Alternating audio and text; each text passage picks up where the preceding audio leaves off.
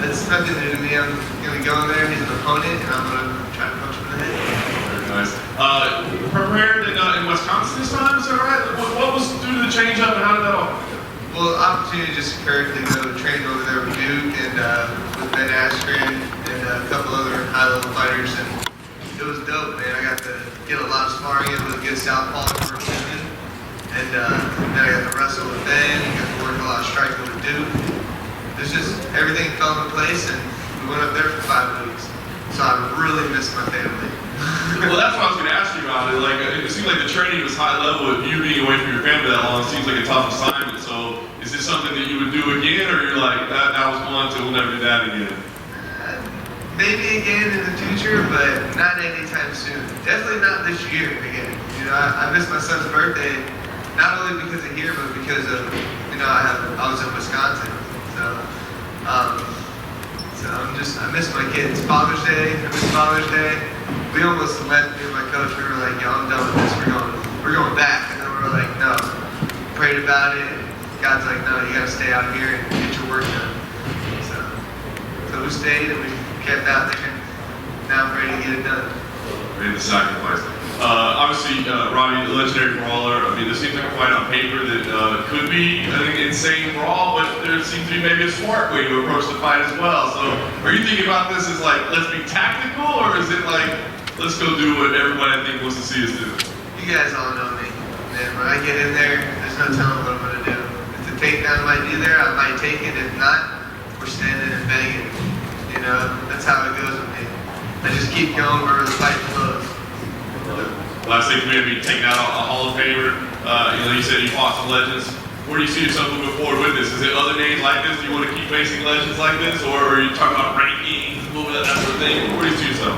If a ranking comes, I'm not crying, you know, but I want to fight all the legends. You know, I want to be the legend getter.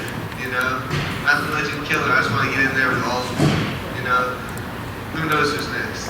You know, only God knows that question. But I'm ready for any of them. Nico over here. Right here. How's it going? Hey, yeah, good to see you.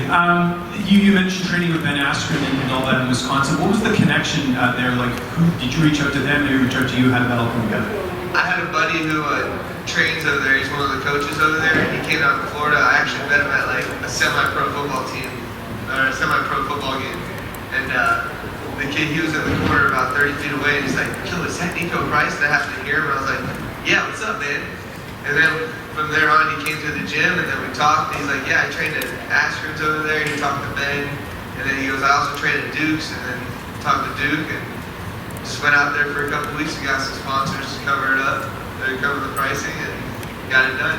Obviously, Askren fought Robbie Lawler, had a whole camp for him. How much insight did he give you at this camp? He gave me some good little pointers and stuff to like look out for him, just stuff they look for, because the fight he had with Robbie was totally like, you know, that's a weird one. Yeah, that's a weird fight. Robbie took him down and then a bulldog choked Kurt. You know, that's like one of the few bulldog chokes in the game, you know. Would you say this camp was a bit better in the sense that, and I know you miss your family, but you also don't have to be a dad, you can kind of just focus on fighting. Do you feel like this camp was maybe a bit better than other ones just from that perspective? It was weird. You know, I got to feel what it felt like to not have kids, which is, I really actually don't like. My kids are my motivation, you know, so like that's why we almost left Milwaukee and Father's Day, because I was like, dude, I got to see my kids, you know, like some of my babies are like, you need to come home, you know, when are you coming home? Tomorrow, right? And I'm like, nah, we got 3 more weeks, man, sorry, like, you know, I'll be home soon, though.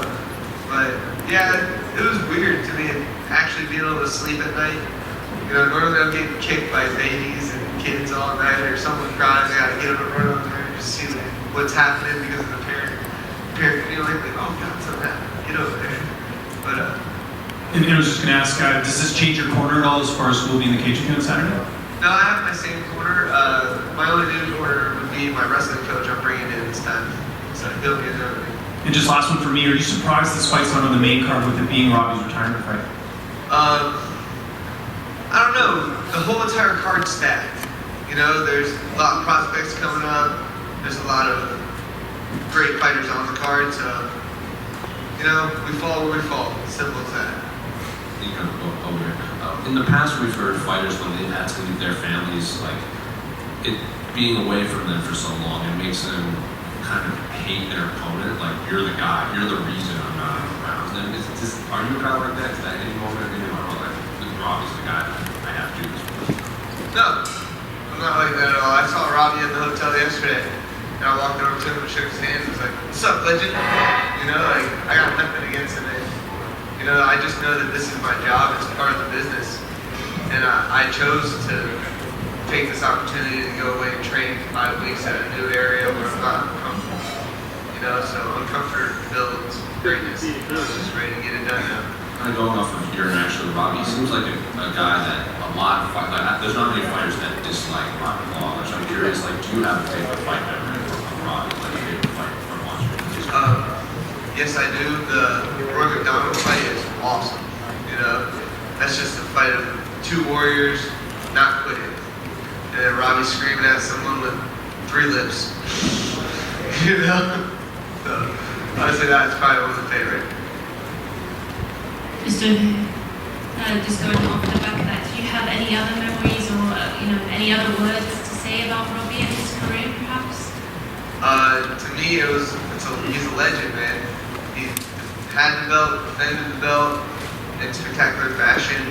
He's just been in the sport for over 20 years. You know, he started at 18, I think, fighting, like professionally. I started at 18, but I wasn't professional at 18. You know, he was in there knocking people out on camera at 18. So, you know, I've been talking about this fight since I was 18. You know, like when I started, I found out who he was, what he's done. I was like, man, one day we're gonna get in there with Robbie. And then like I've been telling everyone the email came through, and I was like, yeah, let's go. It's here. Time to go. And someone that's also being inducted into the Hall of Fame is Donald Cerrone, who you fought before in the past. Do you have any thoughts on his career and him being inducted into the Hall of Fame? They're both legends. You know, in my eyes, I have utmost respect for them both. You know, they've done things that I haven't got to do yet, but I will be doing. And lastly, can I get a prediction how you think the main event this weekend is going to go down between Volkanovski and Rodriguez? I'm definitely a Volk fan. Like, Volkanovski is a beast. You know, he's well-rounded everywhere. Yari he's spontaneous everywhere. Me and him sort of have the same type of style. He's just a jumper and a spinner, you know? And I lay on my back and he'll kick me. But no, I love me going with Volk because he's earned my respect. I got to talk to him. We both like doing fun things, hanging out with our family, paddleboarding, all types of crazy stuff. Niko, Robbie's last fight over here. You're right. I see it. Robbie's last fight was on last year's international fighting versus Brian Barberena. I just wanted to see if you got to catch that fight. What did you make of that fight? Yeah, that fight was great. He was doing really good, man. And then elbows change everything. And you get hit with an elbow, it's like getting hit with a mallet. You know, not a rubber mallet. Good old steel ones. And you're back at the T-Mobile Arena, Big Vegas fight week. I mean, what's been your favorite part about this fight specifically? Same stuff, you know. We get to come in here, we get to talk to all you cool people. You know, you get to see a bunch of other cool people. Just a great experience all around. Niko, that's great. This fight against Robbie, you know, you've called him a legend, I think 15 times already up here. This is the biggest betting paper you've been in the UFC. I'm just kind of curious, like, do you take that as a pride and honor that the odds makers just think you're this much better than someone like Robbie Lawler? I don't even look at the betting, man. I'm not a bettor. I just go in there and I give it 1,000% every time I'm in there. You can expect that every time I'm in there, that I'm coming for the finish, and I'm going to give everything I have until I die. Perfect. And then I'm just curious, obviously in Vegas this week, kind of curious what your favorite thing about Las Vegas is. The heat makes it easy to cut weight.